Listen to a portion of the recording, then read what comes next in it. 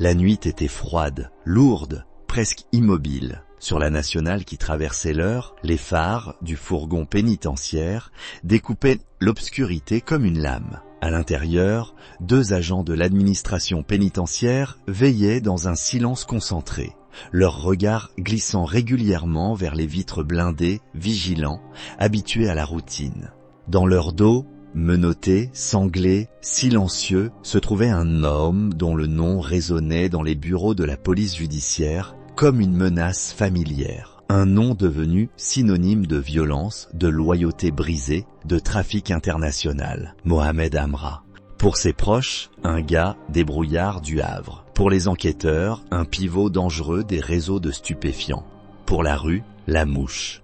Petit, vif, insaisissable, capable de disparaître au moment où tout semblait se refermer sur lui. Alors que le fourgon approchait du péage d'Incarville, l'air semblait se densifier. Comme si la nuit elle-même retenait son souffle. Les agents ne le savaient pas encore, mais ils roulaient tout droit vers une embuscade qui allait bouleverser la France entière, faire trembler les institutions et placer le nom de la mouche au sommet des priorités internationales. Quelques secondes plus tard, une pluie de balles déchirait le silence. Des silhouettes armées surgissaient de l'ombre, un déchaînement de feu, brutal, précis, implacable. Quand la fumée se dissipa, 2 agents étaient morts, d'autres grièvement blessés, et Mohamed Amra avait disparu. Volatilisé, comme s'il n'avait jamais été là. Une évasion fulgurante, sanglante, orchestrée avec une précision qui rappelait les méthodes des cartels sud-américains. Une opération qui révélait autre chose. La mouche n'était plus seulement un petit braqueur du Havre, comme beaucoup voulaient à tout prix le croire. Il était le centre d'une toile bien plus large. Un réseau tentaculaire reliant la Normandie, Marseille, la Costa del Sol, Rotterdam, et jusqu'aux circuits les plus opaques du narcotrafic international. Et c'est là, dans cette confusion de gyrophares et de corps étendus, que commence vraiment notre histoire. Parce que la trajectoire de Mohamed Amra n'est pas celle d'un criminel ordinaire. C'est celle d'un homme passé de petit délinquant à figure centrale d'un trafic européen. Celle d'un fugitif capable de tenir en échec les forces de l'ordre de plusieurs pays. Celle d'un fantôme qui, durant des mois, a glissé entre les frontières, les faux papiers, les planques, les protections. Celle d'un homme que l'on croyait incapable d'échapper au système et qui a pourtant transformé une simple extraction judiciaire en l'une des cavales les plus spectaculaires du siècle. Et quand l'évasion fit le tour du monde, une autre question s'imposa. Comment un individu déjà surveillé, déjà condamné, déjà fiché, avait-il pu s'offrir une sortie aussi brutale, aussi rapide, aussi parfaitement exécutée, et surtout pour qui? Car derrière chaque évasion, il existe un réseau, des moyens, une raison, et parfois un empire qui préfère brûler une portion de terre plutôt que de perdre l'un de ses hommes. À ce stade de l'histoire, tu es encore au bord de la surface, mais ce qui se cache dessous est plus sombre, plus complexe et bien plus vaste que ce que la France croyait affronter. Avant d'aller plus loin, laisse cette scène s'installer une dernière fois dans ton esprit. La route noire, le fourgon, les balles, le chaos, et cet homme qui disparaît dans la nuit comme s'il s'évanouissait dans l'air. Parce qu'au fond, c'est cette image qui soulève les premières questions. Et ces questions, les voici. Comment un homme issu d'un milieu ordinaire a-t-il pu gravir les échelons d'un système criminel jusqu'à devenir un maillon stratégique du trafic international? Quels liens invisibles, quels pactes, quelles alliances ont rendu possible une évasion digne d'un commando paramilitaire? Et surtout, qu'est-ce qui se cache derrière la figure de la mouche? Un simple fugitif ou le symbole d'un système qui dépasse largement son nom? Si tu veux suivre chaque étape de cette histoire, chaque détail, chaque zone d'ombre, prends un instant maintenant. Abonne-toi. Active la cloche et reste jusqu'au bout parce que ce récit n'est pas seulement une affaire judiciaire. C'est un miroir tendu à l'Europe entière, un avertissement, et ce que tu vas découvrir ensuite est encore plus troublant que l'évasion elle-même. Quand les sirènes ont cessé de hurler et que les gyrophares se sont éteints les uns après les autres, la France entière est restée suspendue, comme figés dans un vertige. Sur les chaînes télévisées, les images du fourgon criblé de balles tournaient en boucle, les silhouettes masquées, les casques, les armes longues. Une scène qui ressemblait davantage à un règlement de compte qu'à un acte isolé. Mais ce n'était ni un hasard, ni une colère soudaine. C'était un plan, conçu, financé, exécuté avec une précision presque militaire. Et au centre de ce plan, un homme dont le nom était encore inconnu du grand public et quelques heures plus tôt. La Mouche. Dans les premières heures de Chroniqueurs, de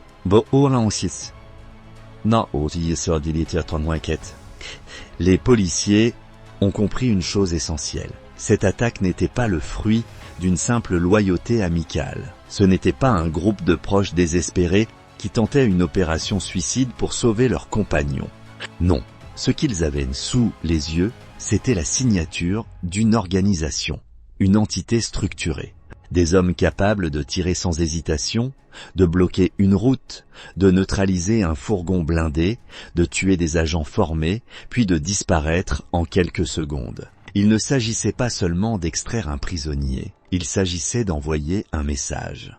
Un message adressé à la police, à la justice, aux autres réseaux. Un message qui disait « Nous avons les moyens, nous avons les hommes, nous avons les ressources, et nous ne reculons devant rien. » Mais une question obsédait les enquêteurs. Pourquoi ? Pourquoi déployer autant de force, risquer autant de vies, brûler autant de ressources pour un homme qui, jusqu'alors, n'était pas considéré comme une tête d'affiche du trafic international? Ce qui troubla le plus les analystes, ce fut une phrase, lâchée presque malgré elle par un enquêteur expérimenté. Les gens comme lui ne disparaissent pas comme ça, pas sans raison, pas sans protecteur, et pas sans dette à rembourser. Pendant que les experts examinaient les douilles et les trajectoires des balles, une autre équipe se plongeait dans la vie de Mohamed Amra. Là où une simple lecture de dossier ne montrait qu'un parcours de petit caïd normand, l'analyse approfondie révélait autre chose. Un homme discret, très discret, presque invisible dans sa propre ville. Pas d'ostentation, pas de réseaux sociaux, pas de photos compromettantes, pas de vidéos d'armes brandies devant une caméra. Rien de ces codes habituels des petits voyous en quête de reconnaissance. Un fantôme.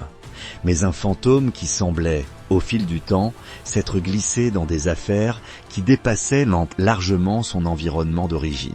Son parcours commence pourtant comme beaucoup d'autres, dans les quartiers du Havre, des petits vols, des affaires de stupéfiants, des braquages improvisés, rien qui ne laisse présager un destin hors norme.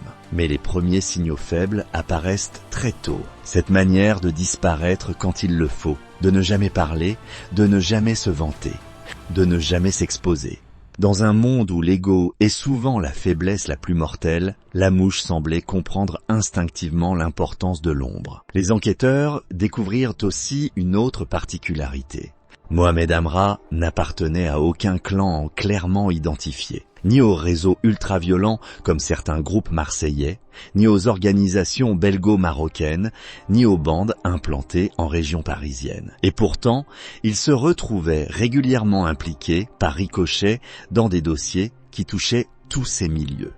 Comme si sa trajectoire avait croisé puis rejoint des sphères criminelles beaucoup plus structurées. Ce fut un simple détail qui mit les policiers sur une piste plus large. Un message intercepté quelques mois auparavant dans une autre enquête. Un message qui mentionnait un certain homme du Havre, fiable, muet, discret, un homme capable de livrer de grosses quantités sans poser de questions, un homme dont la loyauté semblait à toute épreuve. Son surnom y apparaissait aussi. La mouche, celui qui se pose, qui observe et qui s'échappe. À mesure que les informations affluaient, une évidence se dessinait. L'homme secouru lors de l'embuscade n'était pas un simple petit trafiquant. Il était devenu une pièce utile, peut-être même stratégique, dans un puzzle qui dépassait les frontières françaises. Et dans ce puzzle, il semblait que certaines personnes étaient prêtes à tuer pour le récupérer. Mais pourquoi était-il détenteur d'informations sensibles ? Servait-il d'intermédiaire? Était-il impliqué dans un trafic plus vaste que ce que la France imaginait? Ou bien représentait-il simplement une valeur symbolique pour une organisation qui voulait affirmer sa domination pendant que ces questions agitaient les bureaux de la police judiciaire. Une autre réalité inquiétante s'imposait. L'évasion avait été trop parfaite, trop rapide, trop professionnelle, et surtout trop coûteuse pour être un simple acte de solidarité. Derrière cette attaque se cachait quelque chose de plus organisé, de plus solide, de plus dangereux. Quelque chose qui ressemblait davantage à une armée de l'ombre qu'à une bande d'amateurs. Et dans l'ombre, justement, les premiers murmures apparaissaient. Certains parlaient d'une connexion avec la Costa del Sol. D'autres évoquaient Rotterdam, porte d'entrée européenne de la cocaïne. Quelques-uns, plus prudents,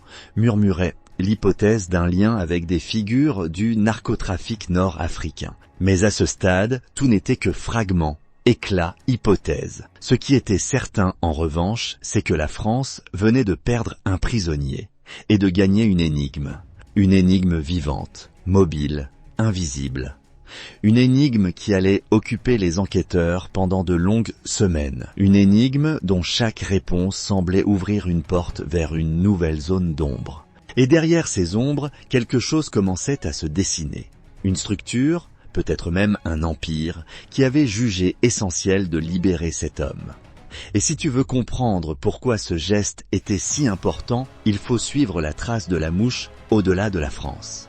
Car son histoire ne se limite pas aux rues du Havre, elle s'étire beaucoup plus loin, jusqu'à des réseaux transfrontaliers où l'argent, la violence et le silence sont les seules lois. Pendant que la France se réveillait, encore sous le choc de l'embuscade, les enquêteurs les plus aguerris se plongeaient déjà dans les ramifications invisibles qui entouraient Mohamed Amra. Car une évasion aussi spectaculaire ne naît jamais d'un simple élan de camaraderie. Elle est le reflet d'une trajectoire plus complexe, faite d'alliances silencieuses, de dettes impayées, de promesses scellées dans l'ombre. Et cette trajectoire n'avait pas commencé sur les routes normandes. Elle avait commencé bien plus tôt, bien plus loin, dans les interstices d'un monde criminel européen qui, depuis des années, se transforme, s'internationalise et s'enracine dans des territoires où personne n'imaginait qu'il puisse déployer une telle puissance. Pour comprendre ce qui reliait la mouche à ce monde obscur, il fallait remonter vers des ports silencieux, des zones grises où la mer apporte chaque nuit des tonnes de marchandises illégales. Anvers, Rotterdam, Gibraltar, Algeciras, des villes où la cocaïne venue d'Amérique du Sud circule avec une aisance effrayante, portée par des organisations qui maîtrisent l'art du camouflage et la science de la corruption. Et dans ce nouvel échiquier européen, les anciens clans se sont retrouvés dépassés par une génération de trafiquants plus mobiles, plus connectés, plus imprévisibles. Mohamed Amra faisait partie de cette génération. Une génération qui n'a pas besoin de montrer sa force pour être dangereuse, une génération qui ne se pavane pas. Une génération qui se fond dans la foule. Les enquêteurs découvrirent que son nom apparaissait en filigrane dans des écoutes liées à des chargements de cocaïne transitant par les Pays-Bas. Des discussions codées, des allusions, rien de frontal. La mouche n'était jamais citée comme un chef, ni même comme un cadre, mais il était présent, toujours à la marge, toujours à proximité d'opérations de grande ampleur, comme un maillon silencieux dans une chaîne animée par d'autres. Et c'est précisément cette discrétion qui éveilla les soupçons des spécialistes. Dans le milieu du trafic international, les hommes qui ne cherchent jamais la lumière sont souvent ceux dont le rôle est le plus crucial. Une autre piste naquit de manière presque anodine, lors d'une coopération entre la France et l'Espagne. Au cours d'une enquête menée sur la Costa del Sol, région devenue en quelques années un refuge privilégié pour les têtes du narcotrafic européen, plusieurs noms liés à des réseaux franco-maghrébins furent identifiés. Des noms associés à des braquages, à des livraisons de cocaïne, à des assassinats ciblés. Parmi eux, un certain Havrais, réputé fiable, calme, organisateur discret. Un homme que certains décrivaient comme un intermédiaire de confiance.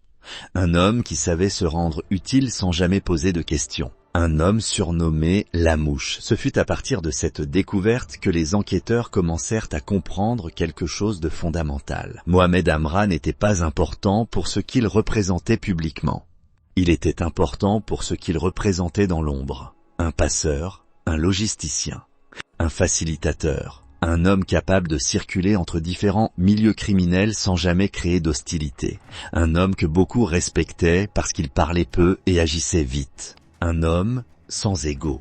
Et dans le narcotrafic, les hommes sans ego sont souvent les plus efficaces. Plus inquiétant encore, certains éléments indiquaient qu'il avait noué des liens avec des figures connues pour leur connexion avec des cartels latino-américains. Pas en tant qu'allié direct, pas en tant qu'associé officiel, mais en tant qu'intermédiaire utilisé ponctuellement pour fluidifier des transactions.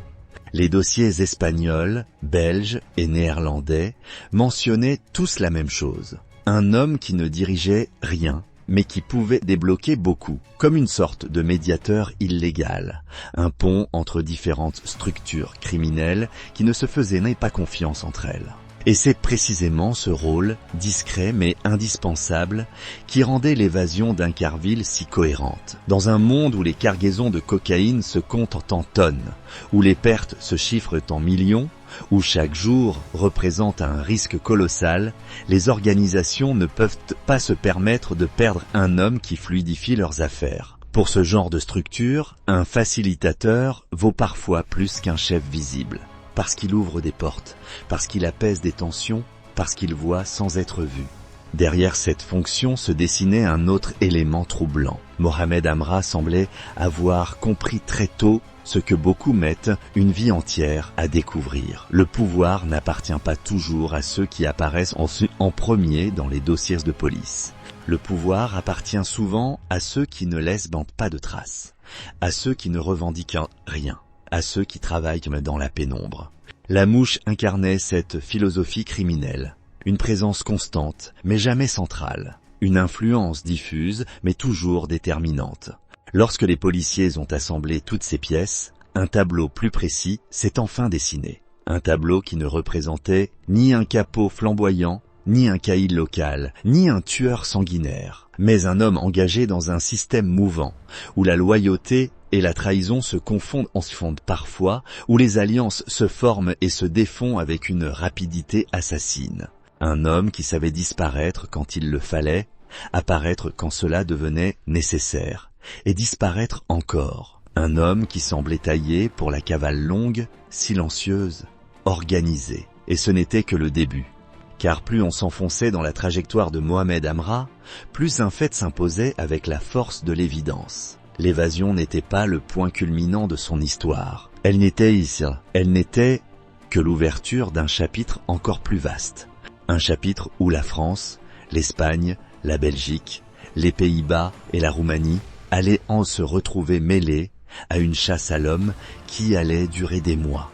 Une traque internationale où chaque information, chaque rumeur, chaque photographie floue représentait un fil à tirer. Une traque où les frontières semblaient perdre leur sens. Et où la mouche, fidèle à son surnom, échappait encore et encore. Pour comprendre comment cette cavale a pu durer aussi longtemps, il faut plonger dans le réseau d'hommes et de femmes qui ont permis à la mouche de survivre. Un réseau qui n'apparaît jamais dans les journaux. Un réseau de proches, mais aussi d'acteurs du crime organisé pour qui la protection d'un homme peut représenter un investissement rentable.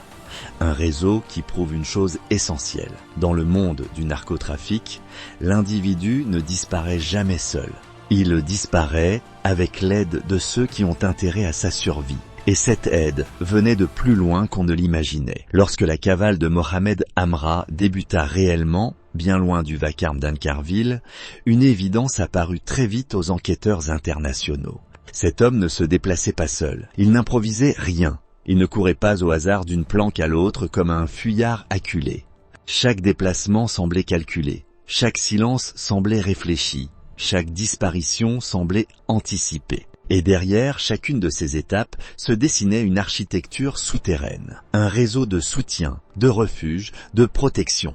Un réseau qui n'apparaissait jamais dans les dossiers de police et qui pourtant fonctionnait avec une précision presque mécanique. La première semaine de cavale offrit un indice clé. Un véhicule suspect, repéré dans une zone industrielle près du Havre, semblait avoir servi de relais. Mais quand les policiers l'ouvrirent, il n'y avait ni téléphone, ni armes, ni documents.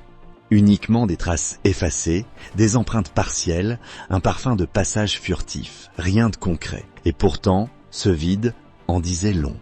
Il révélait une méthode, la marque d'un groupe habitué à agir proprement, un groupe qui savait effacer les traces sans laisser de signature. Ce type de soutien n'était pas celui d'une bande d'amis improvisés, c'était une infrastructure, une structure proche de celles observées autour de figures internationales du trafic. Et c'est précisément cela qui inquiéta les autorités. Car dans le monde du narcotrafic, les hommes qui bénéficient d'une telle protection ne sont jamais de simples exécutants. Ils sont des rouages, des intermédiaires indispensables, ou parfois même des gardiens de secrets que personne ne veut voir tomber entre les mains de la justice. Les enquêteurs explorèrent alors les liens de la mouche avec la Costa del Sol, cet Eldorado ensoleillé, devenu depuis longtemps un refuge privilégié pour les trafiquants européens. Dans les bars de Marbella, dans les quartiers luxueux de Puerto Banús, dans les villas en périphérie, une multitude de criminels en fuite se mélangent à des touristes insouciants. On y croise des Belgo-Marocains en exil, des Britanniques liés aux gangs de Birmingham, des Néerlandais faisant transiter des cargaisons via Rotterdam et des Français qui fuient les règlements de compte marseillais. La Costa del Sol est un carrefour, un port d'attache pour ceux qui ont de l'argent, des ennemis ou les deux. Et dans cet univers, un nom revenait sans cesse, la mouche. Un homme du Havre, toujours discret, toujours mobile, parfois vu en compagnie d'individus recherchés pour trafic de cocaïne, parfois aperçu à l'écart, dans un coin d'un café, observant sans parler. Un fantôme parmi les fantômes, mais un fantôme utile. Les réseaux espagnols le décrivaient comme quelqu'un de fiable. Un homme qui connaissait les bonnes personnes sans jamais dévoiler ce qu'il savait.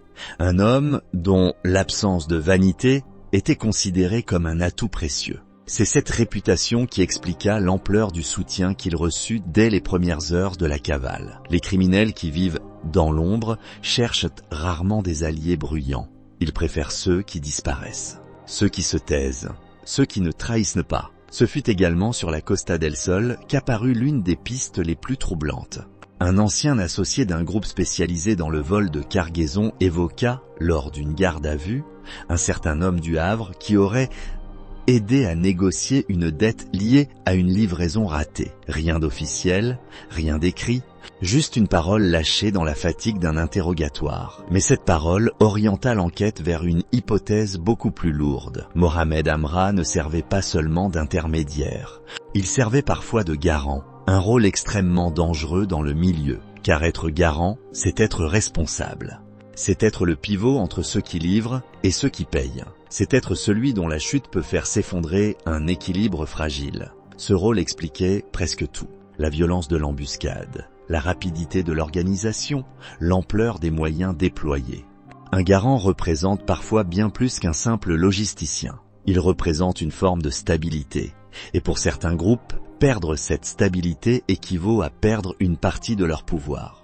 Pendant que les policiers français tentèrent de reconstituer ce maillage, d'autres équipes en Europe suivaient des pistes similaires. Aux Pays-Bas, des informations placèrent la mouche non loin d'individus liés à des laboratoires clandestins. En Belgique, des mouvements suspects dans la banlieue de Bruxelles suggéraient l'usage d'appartements relais. En Allemagne, des plaques minéralogiques croisées sur plusieurs véhicules volés firent renaître l'idée d'un passage rapide vers l'Europe de l'Est. Cet éclatement géographique révélait deux choses essentielles. D'abord, que la cavale n'était pas improvisée. Ensuite, qu'elle reposait sur un réseau composé de personnes prêtes à risquer leur liberté, parfois même leur vie, pour fournir un refuge temporaire. Dans les milieux criminels, une telle loyauté n'existe jamais sans raison. Et c'est précisément cette raison que la police commença à entrevoir. Un fil rouge reliant plusieurs affaires encore ouvertes, des cargaisons disparues, des livraisons retardées, des assassinats déguisés en règlements de compte, des négociations avortées entre différentes structures criminelles. Chaque fois, un nom apparaissait en périphérie, discret, jamais central, toujours à la marge. La mouche. Lorsqu'un individu occupe ce type de position dans un réseau, il devient une sorte de clé vivante, une clé qui ouvre des portes, fluidifie des transactions, calme des tensions. Une clé dont la disparition peut mettre en péril des intérêts colossaux. Et c'est précisément pour éviter cet effondrement que certains groupes choisissent de payer le prix du sang. Un prix que les hommes du commando d'Incarville ont assumé sans hésitation. À mesure que les informations s'accumulèrent, une certitude s'imposait peu à peu aux enquêteurs. La cavale de Mohamed Amra n'était pas une fuite, c'était une extraction. Une opération planifiée, organisée, financée par des réseaux qui voyaient en lui une valeur stratégique. Et cette extraction n'avait qu'un objectif, protéger un homme dont les connaissances, les contacts, les secrets, ou peut-être même les dettes, étaient devenus trop sensibles pour qu'il disparaisse derrière les murs d'une prison française. La mouche n'était pas seulement en fuite, il était protégé. Et cette protection lui permit de glisser peu à peu vers un autre pays. Un pays où les criminels européens aiment se fondre. Un pays où les faux papiers circulent aussi facilement que les billets. Un pays où la corruption ouvre des portes que les frontières ne ferment jamais vraiment. Un pays où l'on peut se cacher longtemps. La Roumanie. Mais pour comprendre comment il y parvint, il faut suivre les traces qu'il laissa malgré lui. Des traces minuscules, presque invisibles, mais suffisant pour raconter un récit encore plus vaste que celui de la cavale. Le passage de Mohamed Amra vers l'Europe de l'Est fut l'un des chapitres les plus obscurs de sa cavale. Un déplacement sans témoin, sans vidéosurveillance exploitable, sans transaction identifiable. Comme si l'homme s'était volatilisé entre deux frontières, absorbé par un réseau qui ne laisse aucune empreinte visible. Pour comprendre comment la mouche est parvenue jusqu'à la Roumanie, les enquêteurs ont dû assembler un puzzle éclaté, composé de rumeurs, de signaux faibles et de témoins indirects. Un puzzle dont les pièces semblent au premier regard incompatibles. Mais lorsqu'on les examine attentivement, elles montrent une progression logique, presque méthodique. Dans les milieux criminels européens, la route vers l'Est est bien connue. Elle ne passe pas par les autoroutes principales. Elle serpente entre des villages oubliés, des zones rurales où la police est peu présente, des frontières perméables où les contrôles ne sont que des formalités. Un homme déterminé, bien accompagné, peut traverser 2 ou 3 pays sans jamais être réellement inquiété. Et c'est exactement ce que fit la mouche. Les premiers indices proviennent de l'Allemagne. Une voiture volée, retrouvée dans un parking souterrain à Düsseldorf, contenait des traces ADN appartenant à un individu lié à l'entourage de Mohamed Amra. Pas à lui directement, mais à quelqu'un capable de lui servir de chauffeur ou d'éclaireur. Un homme discret, mobile, habitué aux longues distances, déjà repéré dans plusieurs affaires de convoyage. Une pièce mineure du réseau, mais une pièce qui, en mouvement, indique toujours qu'un engrenage plus important tourne dans l'ombre. À partir de ce moment, les enquêteurs comprirent que l'itinéraire d'Amra s'était déplacé vers l'Est. L'homme recherchait un refuge hors de la zone d'influence française, hors de la pression médiatique, hors de la coopération policière renforcée. Et la Roumanie lui offrait tout cela. Un pays où les mafias locales coopèrent parfois avec les groupes étrangers. Un pays dont certaines régions rurales sont de véritables labyrinthes pour les forces de l'ordre. Un pays où l'argent, lorsqu'il arrive au bon endroit, peut encore fermer quelques yeux. Mais comment la mouche fit-il le trajet, avec quel papier, avec quel soutien? C'est ici que le récit bascule. Car selon plusieurs enquêteurs européens, Mohamed Amra aurait bénéficié d'un réseau spécialisé dans la fabrication et la diffusion de fausses identités. Des identités capables de traverser les frontières sans attirer l'attention. Des identités construites à partir de modèles existants, parfois de personnes décédées, parfois de citoyens européens n'ayant jamais voyagé, de fausses vies parfaitement crédibles. Ce réseau, déjà soupçonné de travailler pour des criminels néerlandais et albanais, aurait fourni à la mouche l'un de ses passeports invisibles. Avec un tel document, il ne devient plus un fugitif, il devient un homme banal, un homme d'affaires en déplacement. Un ouvrier en transit, un touriste occasionnel. Personne ne regarde ce genre d'homme, personne ne le soupçonne. Et c'est justement cette invisibilité qui permit aux fugitifs de franchir plusieurs frontières sans qu'une seule caméra ne l'arrête. Une hypothèse complémentaire suggère qu'il n'a pas pris la route seul. Un binôme aurait pu l'accompagner. Le rôle de ce binôme, Conduire, payer, observer. Laisser à Amra la possibilité de se fondre dans la nature en cas de contrôle.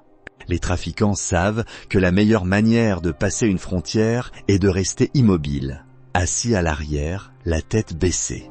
Un homme silencieux dans une voiture banale ne ressemble jamais à un fugitif recherché dans toute l'Europe.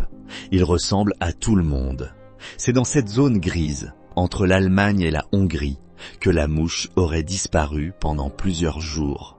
Les enquêteurs pensent qu'il fut hébergé dans une maison isolée, peut-être une ferme, peut-être un chalet, un lieu tenu par des gens habitués à héberger des personnes recherchées. Ces refuges existent partout et en Europe. On les appelle les maisons silencieuses. Des endroits où personne ne pose de questions, où les visiteurs n'apparaissent sur aucun registre, où les téléphones restent éteints, où la discrétion vaut plus que l'argent. Lorsque la mouche réapparut enfin, ce fut indirectement, à travers une série d'achats effectués à proximité de Timișoara en Roumanie. Des achats modestes, des produits d'hygiène, des vêtements simples, des chaussures neuves, pas de luxe, pas d'erreur. Le comportement typique d'un homme qui cherche à rester discret tout en renouvelant ce qu'il a perdu pendant sa fuite. Pour les enquêteurs, ces achats ne laissaient qu'une seule interprétation possible. Amra était déjà en Roumanie, bien caché, protégé, et toujours soutenu par ceux qui avaient financé son extraction. Pendant ce temps, la présence française dans le pays augmentait. Des officiers de liaison, des équipes d'analyse, des spécialistes des réseaux criminels organisés. Tous convergeaient vers Bucarest. La coopération roumaine fut immédiate. Les autorités locales savaient que laisser un fugitif de ce calibre se promener dans leur pays serait un désastre. Elles déployèrent alors une stratégie différente de celle des Français. Une stratégie basée sur l'écoute, la patience, la surveillance silencieuse. Et c'est cette surveillance qui permit la découverte clé. Un appartement, rien de particulier, situé dans un pâté de maisons ordinaires. Des locataires discrets, un va-et-vient très faible. Parfois une lumière la nuit, parfois rien du tout pendant 2 jours. Mais un détail intrigua les enquêteurs roumains. Les rideaux étaient toujours tirés, même en pleine journée, même au plus fort de l'été.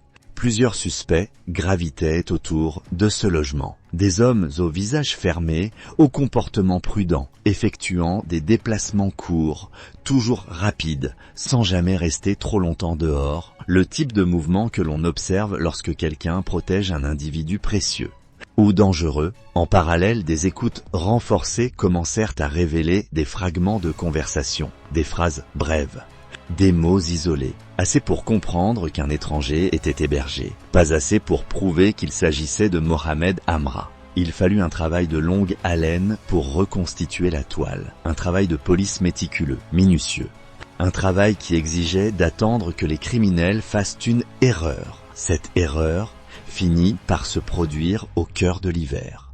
Un déplacement anormalement long d'un des protecteurs. Une sortie tardive, une course dans une supérette, un moment de relâchement.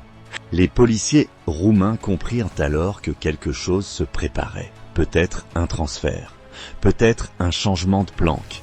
Et ils surent aussi que c'était le meilleur moment pour frapper. L'assaut fut décidé, silencieusement, précisément. Pas question de revivre le drame d'Incarville, pas question de laisser un fugitif armé s'échapper. Les équipes se déployèrent autour de l'immeuble. Pas de sirène, pas de gyrophare.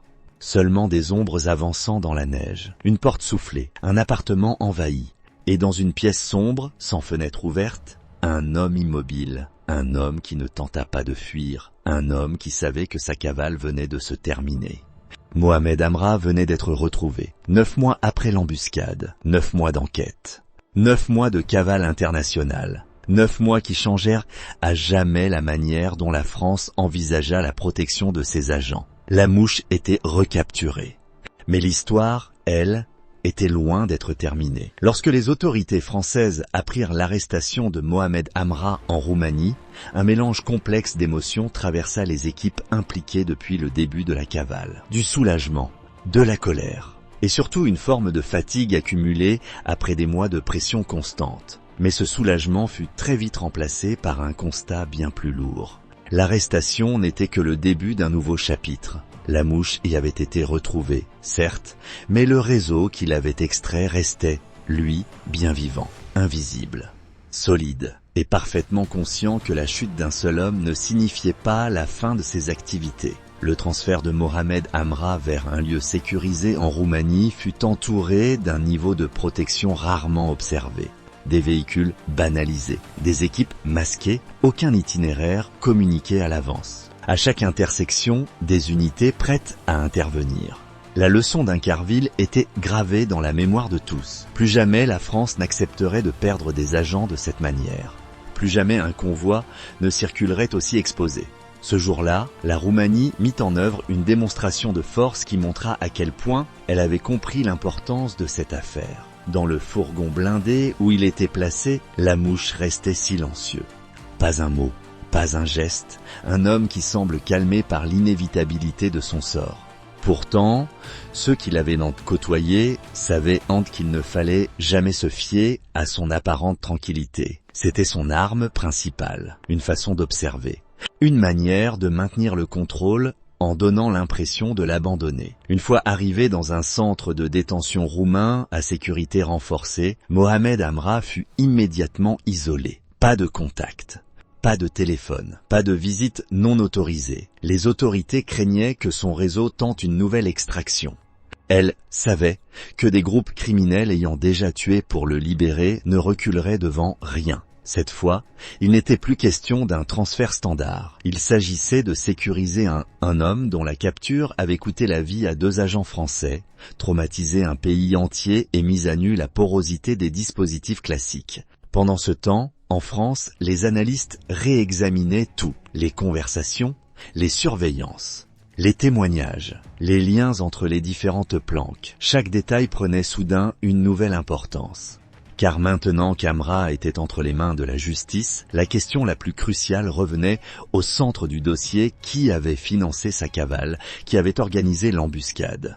Et surtout, qui avait intérêt à ce qu'il ne parle jamais. Les premières analyses révélaient un réseau fragmenté, composé de cellules indépendantes, certaines proches de trafiquants du Havre, d'autres proches de groupes maghrébins installés sur la Costa del Sol, d'autres encore connectés à des organisations néerlandaises spécialisées dans les laboratoires clandestins. Chacune de ces cellules semblait avoir joué un rôle précis pendant les 9 mois de cavale, logement, transport, faux papiers, communications et surtout protection. Mais malgré ces découvertes, un élément restait mystérieux: le financement. Car une cavale de cette ampleur n'est pas gratuite. Elle coûte des dizaines de milliers d'euros, parfois des centaines de milliers. Entre les déplacements, les véhicules, les faux documents, les logements sécurisés, les hommes mobilisés, la cavale d'un fugitif recherché dans toute l'Europe représente un investissement colossal, alors qu'il avait mis autant d'argent sur la table. Quel groupe voyait en Lamouche une valeur suffisante pour risquer une guerre ouverte avec la justice française? Ce mystère alimenta toutes les spéculations. Pendant que ces questions se multipliaient, une autre bataille commença à se jouer. Une bataille diplomatique, une bataille juridique, une bataille administrative. Car l'arrestation en Roumanie n'était que l'étape intermédiaire. La France réclamait l'extradition. Et cette extradition devait répondre à des règles strictes. Des délais, des auditions, des vérifications, des analyses judiciaires. Les autorités roumaines coopéraient pleinement, mais elles tenaient à respecter chaque procédure. Un fugitif arrêté sur leur territoire devait être jugé selon leurs normes. Et la France devait fournir tous les éléments nécessaires pour justifier sa demande. Ce processus prit du temps, parfois trop selon les familles des agents tués. Elles attendaient un symbole de justice. Elles attendaient un geste fort, un signal montrant que la mort de leurs proches n'avait pas été vaine. Mais la justice, dans ces affaires, est lente par nature. Les avocats de Mohamed Amra utilisèrent cette lenteur comme une arme. Ils déposèrent des recours, contestèrent certaines pièces, demandèrent des vérifications supplémentaires. Dans les médias, certains évoquèrent la possibilité que la mouche tente d'éviter son retour en France en jouant sur les failles juridiques. D'autres craignirent qu'il cherche à négocier des informations contre un traitement plus favorable. Dans l'ombre, une autre rumeur circulait. Des membres de son réseau pourraient en chercher à l'intimider, ou au contraire, à le protéger d'une éventuelle trahison. Dans les couloirs du centre de détention, les surveillants rapportèrent plusieurs détails troublants. Un prisonnier qui posait trop de questions, un autre qui tentait d'observer les déplacements des gardiens. Certains craignirent que le réseau ait tenté d'infiltrer la prison pour préparer une nouvelle extraction. Les autorités roumaines répondirent immédiatement. Transfert interne, renforcement des effectifs, vérification systématique des visiteurs. À partir de cet instant, aucune information sur le lieu exact de détention d'Amra ne fut communiquée. Pendant ce temps, la France apprenait peu à peu ce qui s'était réellement passé lors des derniers mois de cavale. Des témoins, des images, des écoutes. Chaque élément révélait une cavale internationale orchestrée avec des moyens impressionnants. Un fugitif protégé comme un cadre dirigeant d'une multinationale criminelle. Un homme qui n'aurait jamais survécu seul dans l'ombre. Un homme dont la fuite disait tout sur l'état du narcotrafic en Europe. Les réseaux n'étaient plus nationaux. Ils étaient transnationaux. Connectés, structurés. Prêts à tout pour défendre leurs intérêts. Et pendant que les enquêteurs reliaient les points, deux questions revenaient constamment. Pourquoi l'avoir extrait? Et à quel secret sa disparition aurait-elle conduit? Ces questions devinrent le cœur même du dossier, le moteur de toutes les analyses. Et la clé de compréhension de toute cette histoire. Car au fond, ce n'était plus seulement l'histoire d'un homme en fuite, c'était l'histoire d'un système. La cavale de Mohamed Amra avait révélé la puissance de son réseau. Son arrestation en Roumanie avait exposé son existence à toute l'Europe. Mais ce qui commença après fut bien plus inquiétant que les 9 mois passés à le traquer. Car une fois la mouche sous contrôle, les fissures commencèrent à apparaître dans l'infrastructure criminelle qu'il avait soutenue. Et ce qui sortit de l'ombre montra que son histoire dépassait de très loin celle d'un simple trafiquant français. Dès les premiers jours qui suivirent son arrestation, plusieurs individus furent interpellés dans différents pays d'Europe. En Belgique, aux Pays-Bas, en Espagne et même en Allemagne. Des profils très différents. Des logisticiens, des chauffeurs, des propriétaires de planques, des spécialistes en faux documents. Des intermédiaires actifs dans la Costa del Sol, zone devenue l'un des carrefours les plus importants du narcotrafic européen. Les autorités comprirent rapidement que Mohamed Amra n'était pas un électron isolé. Il était le produit d'un écosystème criminel hautement structuré, presque corporatif dans sa manière d'opérer. Les premières analyses montrèrent en quelque chose d'encore plus troublant. Certains de ceux qui l'avaient aidé n'étaient pas des hommes de main classiques.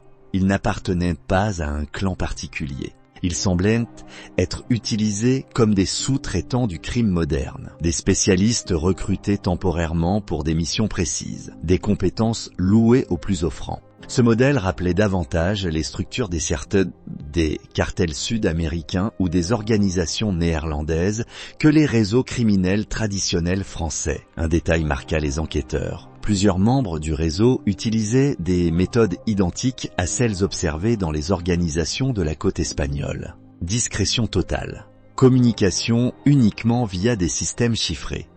Véhicules achetés au comptoir, équipés de plaques provisoires, puis détruits après utilisation.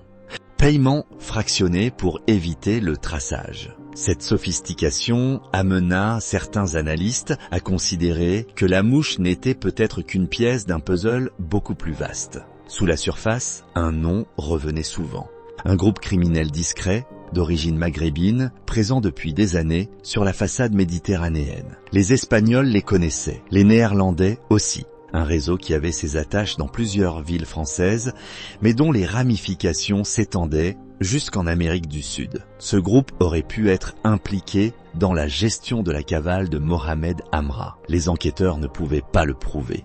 Pas encore. Mais les indices s'accumulaient. Lorsque les autorités espagnoles fouillèrent un appartement à Marbella, elles tombèrent sur quelque chose d'encore plus déstabilisant. Un tableau détaillé, des dates, des montants, des initiales, des routes, une sorte de carte mentale où figuraient plusieurs itinéraires possibles pour exfiltrer un fugitif depuis la France vers l'Europe de l'Est. Les enquêteurs comprirent alors que l'opération Incarville n'était pas un coup improvisé. C'était une mission préparée depuis des semaines, par des hommes capables de planifier chaque étape. Des hommes qui connaissaient parfaitement les procédures françaises. Des hommes qui savaient où frapper, quand frapper, comment frapper. Le dossier prit une nouvelle tournure quand un témoin anonyme, placé sous protection, décrivit une conversation entendue dans un appartement de Valence. Selon lui, une cellule du réseau se serait vantée d'avoir été payée pour organiser l'extraction, payée en plusieurs devises, et d'une manière inhabituelle. Pas en cash, pas en crypto-monnaie, mais en marchandises. Plus précisément, en quantité de cocaïne équivalente à plusieurs centaines de milliers d'euros. Ce qui indiquait une vérité simple et brutale. La cavale de Mohamed Amra avait été achetée comme un service. Dans les bureaux des magistrats français, les documents s'entassaient. Des dizaines de pages d'analyse, des relevés téléphoniques, des images de caméras de surveillance, des mouvements bancaires, des témoignages. Mais paradoxalement, plus les enquêteurs avançaient, plus le mystère s'épaississait. Car la mouche ne parlait pas, jamais, pas un mot sur le réseau, pas un mot sur l'embuscade, pas un mot sur les 9 mois passés à voyager d'un pays à l'autre. Cette absence totale de coopération renforça une théorie. Mohamed Amra avait plus peur de certains individus que de la justice française. Il ne parlait pas pour se protéger. Il ne parlait pas pour protéger les autres. Il ne parlait pas car il savait que le silence était la seule monnaie qui lui garantissait la survie. Pendant ce temps, la France se préparait à son retour. Les juges spécialisés anticipaient un procès tentaculaire. Les forces de l'ordre se préparaient à une sécurité maximale. Les familles des agents tués attendaient justice. Et le grand public observait cette affaire comme une série criminelle de plus en plus sombre. Mais dans l'ombre, une inquiétude persistait. Si un seul homme pouvait être extrait d'un convoi officiel en plein jour, en pleine France, au prix du sang de 2 agents, que pouvait faire ce réseau pour protéger ceux qui restaient dans l'ombre? Et surtout, combien d'autres fugitifs potentiels attendaient leur tour? Dans les dernières semaines qui précédèrent l'extradition, une information confidentielle circula dans plusieurs services européens. Une conversation interceptée. Un message codé, une consigne simple, ne pas laisser la mouche parler. Ces mots furent analysés, décryptés, confrontés à d'autres éléments. Personne ne savait exactement ce qu'ils signifiaient, mais une chose était certaine. Pour quelqu'un, quelque part en Europe, Mohamed Amra était plus dangereuse en prison qu'en liberté. Ce constat glaça les enquêteurs, car il signifiait qu'au-delà des fusillades, des trafics et des fuites internationales, il existait une vérité que personne n'avait encore comprise, une vérité que la mouche portait en lui. Et cette vérité, si elle venait à émerger, pourrait transformer un simple dossier criminel en véritable séisme politique. Lorsque l'avion transportant Mohamed Amra atterrit enfin sur le sol français, un silence lourd s'installa à l'intérieur de l'appareil. Personne n'osa parler. Personne n'osa même respirer trop fort. Car ce n'était pas un prisonnier ordinaire qui revenait. C'était l'homme dont le nom avait fait trembler les institutions.